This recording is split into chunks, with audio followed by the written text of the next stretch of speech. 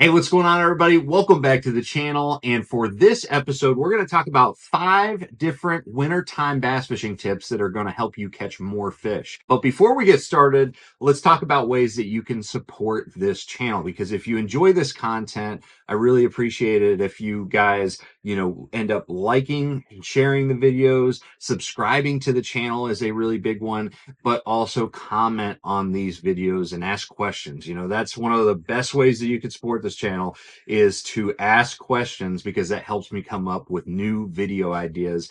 And rest assured, a lot of people ask questions that I just don't feel like I can touch up on, like I don't have the expertise in it. And so I may not answer every single question because of that reason. But for the most part, if you ask a question that I feel like I have some expertise in and I can touch up on, I'm going to do a video on it. So that is a great way to support this channel. So let's get into 5 different tips for wintertime fishing. I sat down this morning, wrote down a few notes on, some of the tips that I really have, some of the things that I've learned over the years that I want to share with you guys. And the very first tip has to be to fish shallow during calm, sunny days during the wintertime. Now, this is a tip that is more so geared towards largemouth bass as opposed to spots and smallmouth. Now, spots and smallmouth can respond similar to this, but especially, and this goes for all different strains of largemouth, but I would say that Florida strain largemouth, for sure, this is a big deal. So like here on Lake Chickamauga, we've got Florida strain largemouth that they've stocked in here. There's a ton of different fisheries all around the country that stock Florida strain largemouth. And then of course you got Florida, the Florida strain that actually live in Florida. So all the lakes in Florida, this is going to be a really big deal. But again, works for northern strain too. Um, and so fishing shallow during the wintertime is kind of like counterintuitive. Most people think fishing deep during the wintertime. And that's true. I feel like deep water is a little bit more stable generally than shallow water. And this is a time of the year where you're talking about very unstable weather patterns. And so the fish generally want to be a little bit deeper. However, during those calm and sunny days, the shallows warm very quickly, and bass are drawn to warming water, depending on, the what temperature the water already is. Obviously, if it's 90 degrees, they're going to avoid the warmest parts of the lake in general. But in a cold scenario like wintertime, the fish are going to be attracted to it. And so the areas that I look for aren't like these big, giant, long flats where it takes forever for those fish to get to the, 1 or 2 foot of water, which is a lot of times where we're going to be fishing during the wintertime on a sunny day, is really shallow. Those fish will get dirt deep. But you don't want an area where they have to go long distances. You want it to find a shallow area that is very close to that deep water access. So it could be a small, short pocket that's right next to a bluff end, or it could be, just just a shallow, short bay that you're looking at, or a shoal.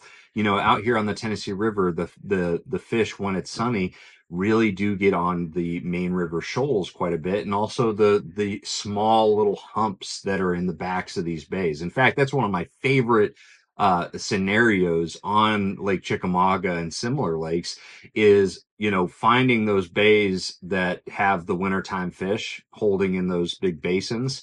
And most of the time they're just kind of roaming around.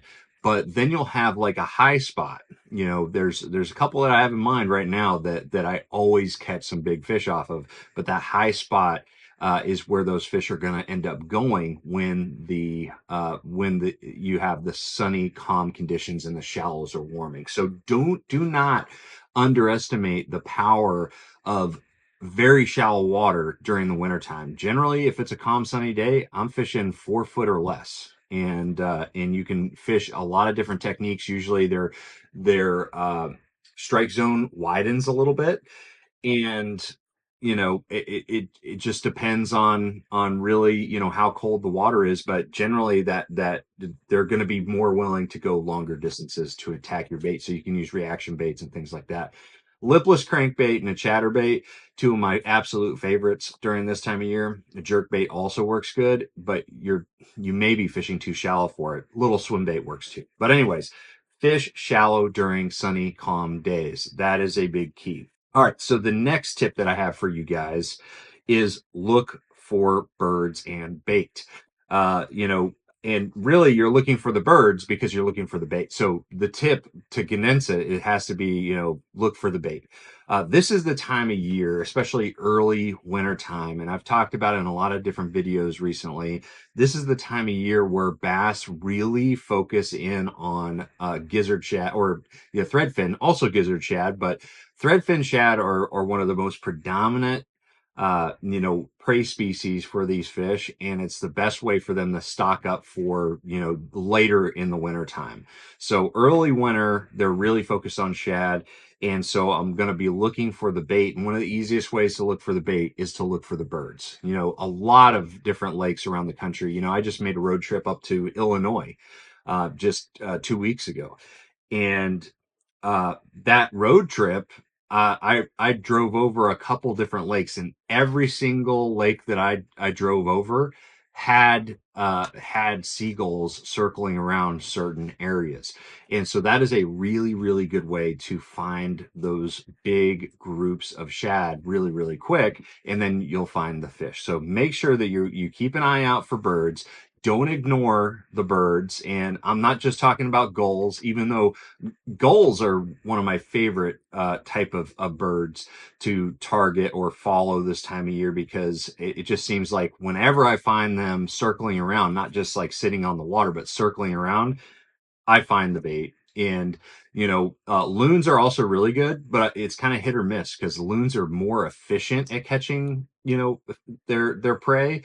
And so I feel like you can be around loons or other fish eating birds like grebes or something like that, and they're not necessarily around like the biggest group of bait. They're just more efficient, so they can feed off of smaller groups of shad here or there. So anyways, look for the birds, look for the bait. That is a big key during the wintertime. All right, so the next tip I have is fish the rock. All right, rock is a key type of, and rock is kind of like right on the edge of being cover and structure, but I consider rock structure generally. So it's one of the most effective types of structure this time of year, and the reason for that is that rock tends to retain a lot of heat, especially if it's dark rock. If you can find a very dark type of rock, it will generally retain heat, and those fish will put their bellies right onto that rock. And a lot of times, crawfish are a big, prey species, especially later in the winter. We already talked about shad being predominant in the beginning of the winter, but as the season progresses and the shad starts kind of disappearing a little bit, bass really start focusing on crawfish, and that's why rock is really important as well. So rock retains heat and also has the ecosystem that those fish need to eat a bunch of crawfish. So, really, as far as the type of rock, it really depends on the scenario. Really, it's more important on where the rock is located. Again, you're talking about those wintertime areas. Usually, I'm looking for steeper, a type of contours where the fish don't have to move long distances to get up or down. That's why bluff banks, bluff walls are really important. And so you do have to put in a little bit of legwork and figure out what type of rock is going to be holding the fish. Whether it's shale, chunk rock, big boulders, even just gravel. And also look for those transitions from one type of rock to another. Those are all going to be really, really key. All right. So the next tip that I have for you guys is look for the remaining grass in a lake. One of the best ways to to just eliminate a lot of water is once you find some remaining hydrilla or milfoil. A lot of these lakes, like Lake Chickamauga, gets drawn down quite a bit, and so there's not a whole lot of grass left, especially since the cold is starting to kill that grass. But when you find an area where there's still a lot of grass, it doesn't have to like be the best looking grass. It could be like all clumped up because it's all fallen apart and the root systems have been uprooted. But those areas where you have a lot of grass still left in whatever condition, you can catch a lot of fish in those areas. Now, if you go to a lake like Guntersville or any lake that just maintains a certain quite a bit of grass even into the wintertime, then this tip really doesn't help you be more efficient. But a lake like Chickamauga, where there's very few grass, once you get into January, this can be a really, really good way to narrow your search and catch a lot of fish really quick. And talk about those sunny days that we talked about first.